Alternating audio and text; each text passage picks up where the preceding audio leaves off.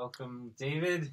All right. Go ahead and get out your violin. Well, thank you very much. This is Alex Holtzman, good buddy of mine, been friends for a while, and violin performance. Violin performance, yeah. Nice. So, hopefully, I will definitely be able to get something good out of this guy.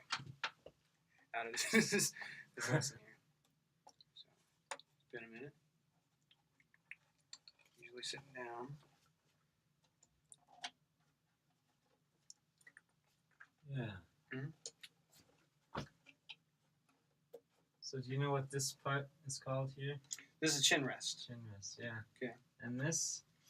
Bridge. Bridge. We got chin rest to bridge. Obviously, your shoulder pad. Shoulder pad. Mm-hmm. Back front, yeah. Let's start with just holding the violin in resting position. You're going to have it in your left hand, and you can tuck it under your arm like that. That's already way more convenient than what I've been doing. Yeah. Okay. So now let's work on getting it into the correct position. Okay. So hold it with your left hand, and you want to hold it out in front of you. Right. And we call this, for the beginners, the Statue of Liberty. Mm-hmm. So we're just going to swing it up and feel it come down from above, and it's going to rest on your collarbone here. Oh, okay. Most people think chin rest, it rests on your chin, but it's really It's your jawbone and your collarbone. So we spend decades trying to figure out this balance between these two things here. Yeah. Okay. So. And I actually forgot one thing. Can you take your violin back? Yes. Down to. So initially we start with our feet together. Okay. We make a V. Boom. And then we take a step. Just open it up. So open it up. Nice and big and comfy. Feel the balance and everything. Okay. So what we've been doing in class is the tops thing. So this just sitting down on the chair. So this is nice and comfy and big. So I like that you took the time to explain that out. Mm-hmm. So thank you. And then feet are open, nice big. So boom. Statue of Liberty coming up and down. And you want the scroll to kind of line up with your nose. You don't want it to be too far over, because then your bowing gets messed up. Yeah. You want it to be more in the center. Okay. Sort of. Yeah. So it's more straight down this way when you're looking down it. Mm-hmm. I got you. And generally when we play, we always want to look right here what our bow is doing. Okay. Because this is where the sound comes from, obviously. So let's work on rosining our bow. Generally, before we play, each time we're going to rosin our bow. Do you have rosin? We do. Excellent. Got some good rosin here. Have you learned how to rosin the bow and everything? Yeah, we've talked about how to rosin. We've done it a few times here and there in class. Mm-hmm. And I guess, is there a question I have for you? Is there like a specific amount of tension the bow is going to need, or is it just kind of like whatever is comfortably playable? Or it depends on what kind of style you're going for. I mean, the more Baroque style, I think we have a tighter bow. Mm-hmm.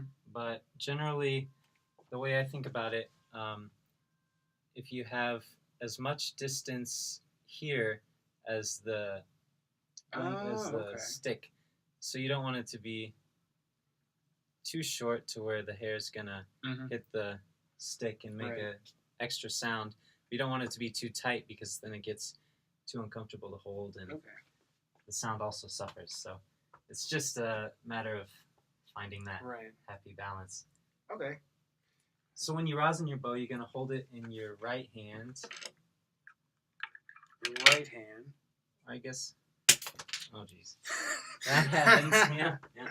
It didn't explode yet, so yeah. That's good. But right hand.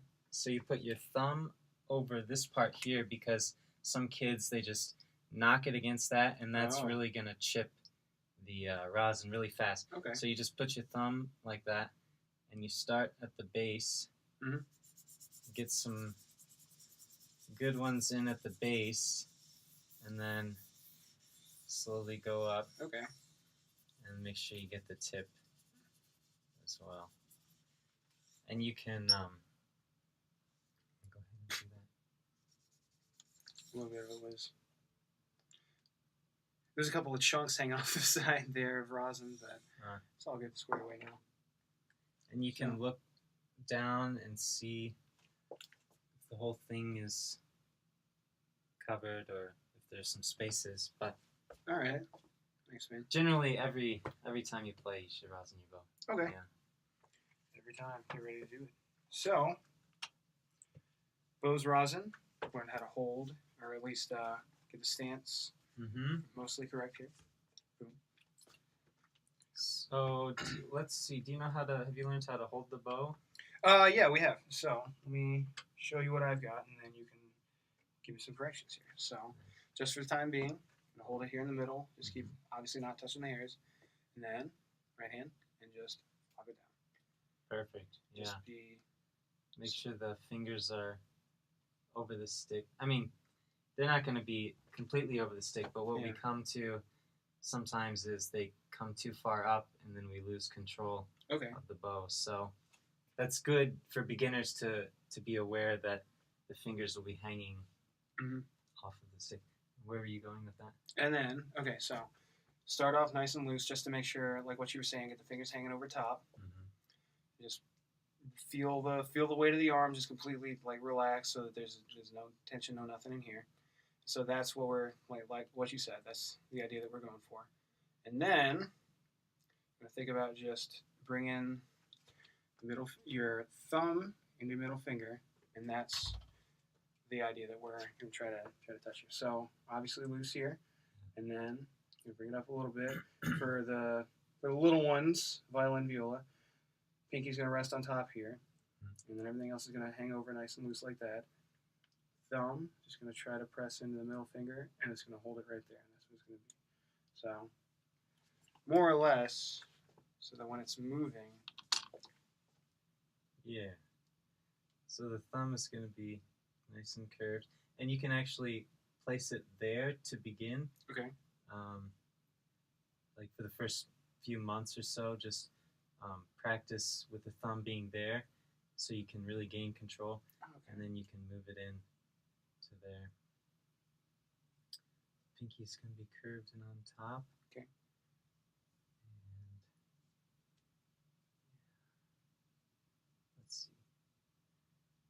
This finger here, ring finger, you can think of this white dot as kind of the place to put your ring finger. It's not exactly where to put it, but it's a pretty good idea.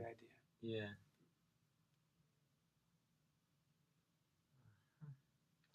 Okay. And one exercise you can try is squeezing as hard as you can. So this would be like a 5, level 5 in your squeezing, and then do 4, 3, 2, 1 to where it's completely relaxed and loose. Okay. Yeah, because a lot of kids, that's what they'll do because they don't want to drop it. They just squeeze the heck out of it. Hang on to it. And sawing away. So you want to make sure that everything is, the wrist is flexible and the elbow is flexible. It takes many years to get this, but we don't want to start them off with bad habits. Absolutely. So, and then, this little dot here is a good idea for ring finger. Ring finger, yeah. And it's actually pretty low right now. You can really bring it up. Yeah. Okay.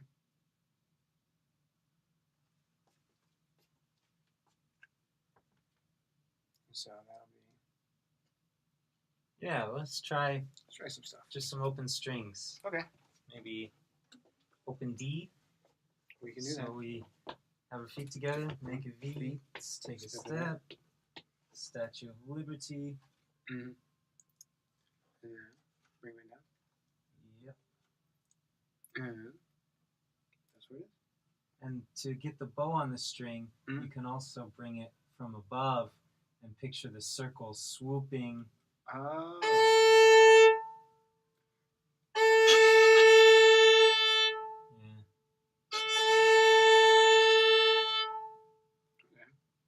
Let's get you tuned up. Just a little, yeah. Oh. All right. Take a quick pause in this lesson here. Yeah. Here, let me tune.